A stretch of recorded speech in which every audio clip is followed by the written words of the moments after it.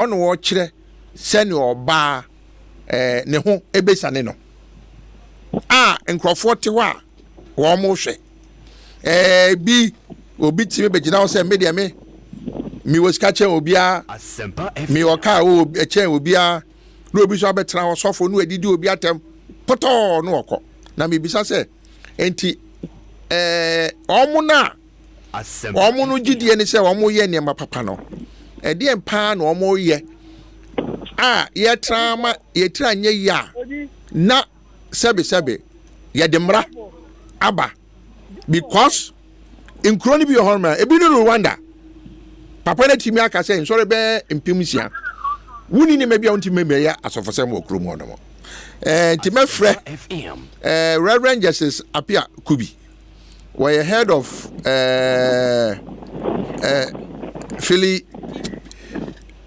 Filipino Services Action Gospel International me pacho so no I ready mo fa na me hello Reverend hello Gobi me pacho me ma wa ha o ma ha zuminia sofo where the say yes abeba akopena ama abekwan anye de asemo na sofo yes say yetete enekra parliament last week as so last 2 weeks na a heated debate ye no bi kra de ya ka kra say bi kra nka edwumadi bi kra sofo kra di kra no nka yemfa eto nto so na nka yentete to se na be ya yesu be nyamfa so na sofo ensema ekoso a Ghana ha asofo binum we share social media ebi kra free Ghana ebi free nkro Nigeria East Africa no no enti say Ghana mo be ye asofo a mo ye papai mo be ye ahwehan ama aboneyefo no ama ye nyina aka say emra be ba emra na Brag of him, I mean, my happy me share with you for you know. Yes, we are Joso. Me das near Queen. I have some more. Actually, the first, so I'm mentioning that normally the first one here tax. Main tax is the whole real quick.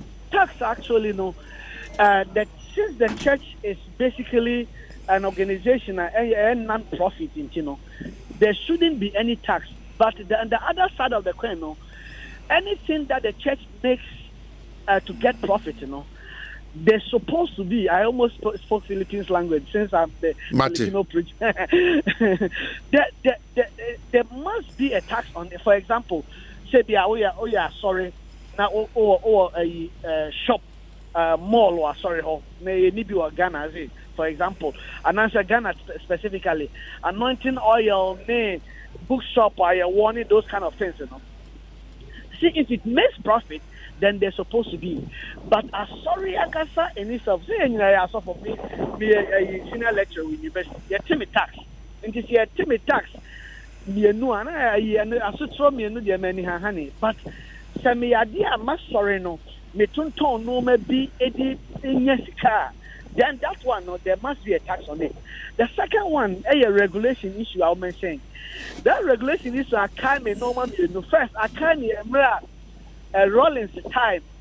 Emra sign no maybe say by regulation being kaya ba ma a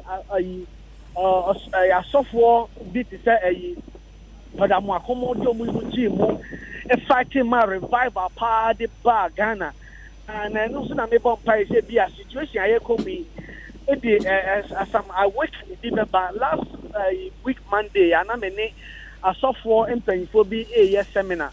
Nana, some of the Christian council pay for the bureau. And I made 2 money man who Brazil said, say, I am sorry, I'm sorry.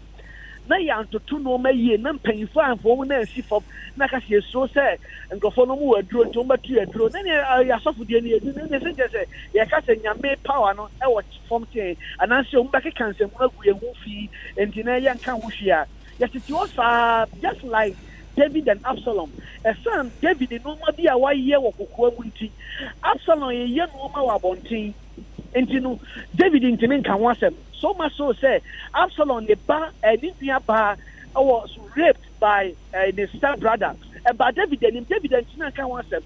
And because of that, it is David, as Absalom threw David out of the palace and nyame ehu mo bro na be the same also asofo paying for na asofo kuku dam na yes so to speak papa no and no maybe sometimes yeah kuku amunti I must say what we now so kwako kan omo ye omugu nyame adwuma ni ma se say Absalom nini Ninuanum repu David na yere ewa bonten entimi nka ho hwinti no edin some bebre ne be Israel so that is actually what media bigidi pass say when it comes to regulation there regulatory sorry say all these things are already in our constitution our human rights and all these things back of it our constitution so that we don't need any regulation we just have to enforce the thing that is all because you can't see a regulator because my many problem is say you regulate religion and now you regulate the church. We can't regulate the church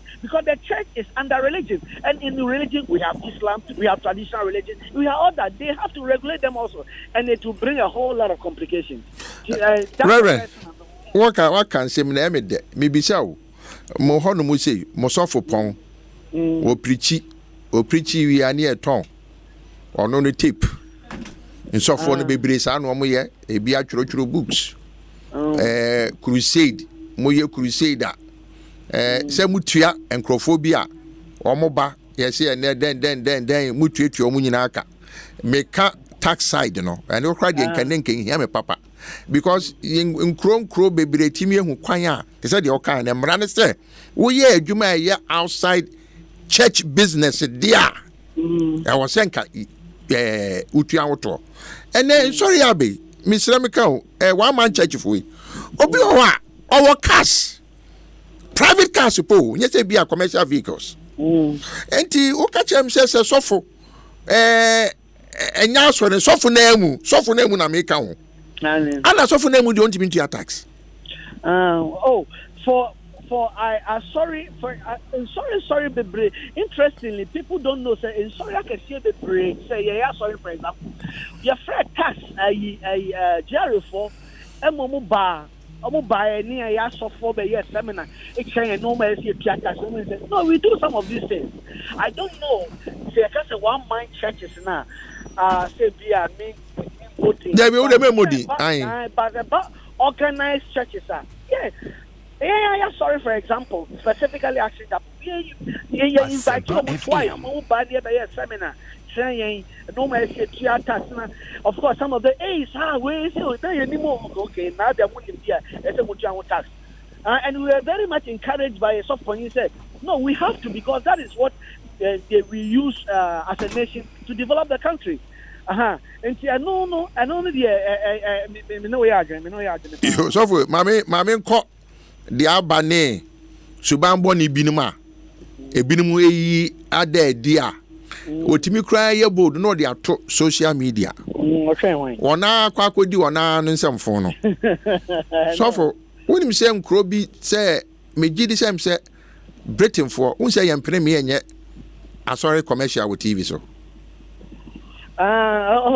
one the patch no I mean when I mention say America crown on say ye wo second hakram say bi wo ye wo station bi a omo de asori enkwa no omo ye eno kra e wo cable na say Ghana no send ye call digital television na channels na do so na and na sofo agia fa omo ye ne mebi emfata nyame no mutranya ya meka midika ka se nkro bebre timi de emra ene akyerɛkyerɛ ama yehu se asɔre anase wo sɔfo asɔre kwa de nka there's nothing wrong sɔfo na woda no no ene ya na mpempi no wo mo de wo hawo ba no oni asɔre no yo mate no da no man so ba so di mo de ka but e ja mfa mu nkyɛn ye ade na nya but sɔfo da no ono ni asɔre no. Because in the book of Revelation, when Jesus wrote to the church, he said to the angel of the church, or to the pastor of the church, or to the leader of the church, and someone all kinds of and I'm also so and also for but one of the impressions the person me correct you can say one man church, yeah, lampastic one man church is too much, but there's never been a 2 man, 3-4 man church right away. every church here, even Methodist started with John Wesley. John Wesley that started here. Yeah, but then in your Charles count, Charles was a very instrumental in, and you see, and I'm sorry, I said family or normally that's how it starts. But I'm sorry, when the church is growing, then the church should be institutionalized. Yeah, the normal, yeah, the structures to two, yeah, the board to two, and yeah, for example, my this of more brochure than say this of Ghana. Now, no one brochure, for example, a sorry, even Ghana has a sorry, offering, Ankasa on the Sunday, no. Now, many me dance for, and last week, Tuesday, and I may key of offering, how much offering we received that Sunday. I am not interested about it. Me, they are from and say, well, it also depends because me, there was Santia Midina. Midina radio is okay, I don't receive one Ghana city from the church, not one city. What do you special? Now, don't special, sir. There are so many. I always say this, no, there are so many pastors in Ghana. I'm a professional. I have 2 PhDs for Christ's sake. I lecture and I do seminars, and that's when I received my salary, and that's why I'm in touch. But the problem is that Kakrana almost said no man because empty barrel make actually the most noise. Say there, one more yard or so. Say one more yard or so. Media and mama doors. There be yeah.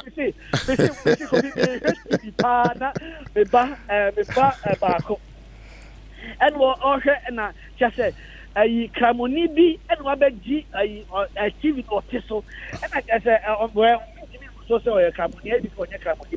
Malam, aye. And because sometimes I teach Islam or in the university, some of these Malams they are not even full Muslims. The same also, some of these stuff they are not true Christians. And you see, I can't see it. They are or TV so now they are all kind of say, or yes, you can draw or visa. Yes. Are all against human rights. For girls. For girls. How do you manipulate somebody's brain in order for the person to fall in love with you or to fall in love with you? I'm not even sure. And there was a regulation this year. We do this a regulation, it shouldn't be a sorry keke, but it would be as we as human beings, because there's always the separation of church and state. Separation of church of state there. So no be at here. But when whether the state is going wayward, and I said the church is going wayward, there should be check and balance. So. Yes, I know, but that one is there. For that one, that one comes with regards to, for example, that one comes with regards to what do you call this one? The constitution of individual human rights, not a corporate thing. Because, for example, Jehovah Witness, blood transfusion. Yes. Apart from blood transfusion, national anthem. They don't believe in saluting the flag of the nation. Okay. But that is okay. But me say Brakofi, and the first government. The government should enforce the law. Period. So, Reverend, Mami Fabi, there be a casa. On say group B this branch Davidian. America. David Kohoro. Your friend David Koresh. Yeah, David Koresh. Otimi Emma na soft na ne sorry ma. Enya agidie bi say America aban no eye omo tamfo. Na America aban pese omo beye. Enti no otimi convince ma omo ebi wu kase wu dwane kra na wabo otu no wakum ebeduru se aban komu no wo ma nipa dodo na ewuye yeah wo Jim Jones wadi bi nkofo ko Guyana koma omo doko awade edurogu ma nipa dodo na ewuye no mimi fie ne se sometimes me share some videos na me ya nhwe adako ye tia na ye say sofu bi e mani padodo ewu ebesi because we him enema bi a sofu timi e hye oba achi na oba na true no ono no asore ba sɔfo timi ekeka nsɛm sɔfo timi begyina hɔ sɛ me deɛ me cars yɛ sei ɛna me fie yɛ sei ɛna sɛ na yɛ na me haw no sɛ me saa sɔre me nkɔ bi mom ɛne mom bia yɛ ɔmo ka deɛ die nyame ayɛ ama ɔmo sometimes baby ɔmo me pacho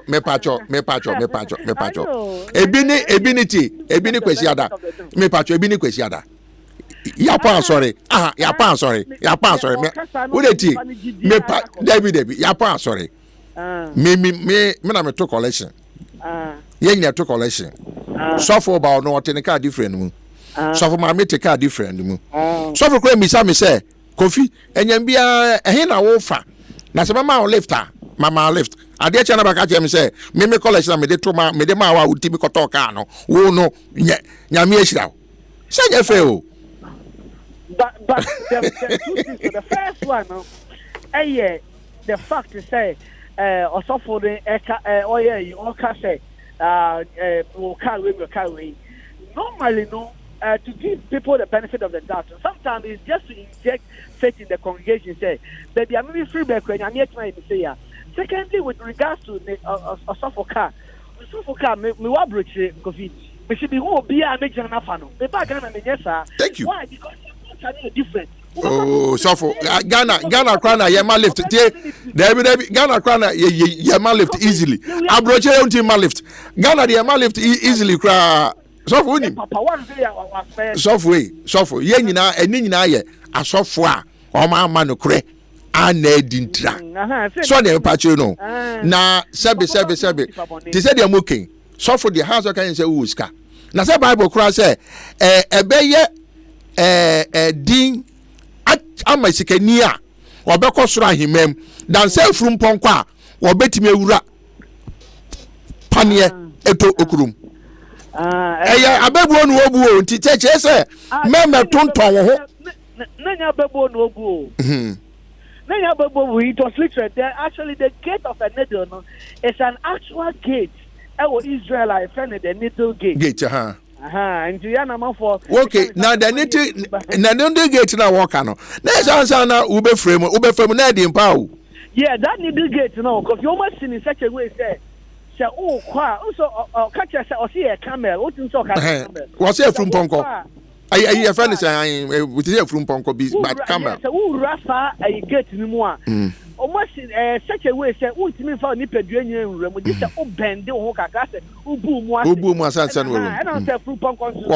it's a sign of humility yes Christ no person say e be ye dey pass osikani e be brand ho ase so odin ho e ma Christo say ye no eso brand ho ase te say fruit punk na wo wura ho no because the fruit punk this or brand ho ase performance na obi atina tran so and this yes Christo betima tran wo so a this all brand was basic for bebre no on tesa eno hu na yes na say na ene na asofu ya starti ena me wosika chen ena me woka chen ena me da me to ni sei ena me fie wa me ye ni sei ebia no so for onim mesre da bi o mo de we are for entimi for yan to o mo at the end of the day I said it as for I used to say to my congregation pastors most of the time they were white. I used to say that we are not angels. And if we are angels, I am black angel because I'm black man. Sure. And black angel is even more dangerous. Ye nipa entina. Eto say here suffer ye prayer once.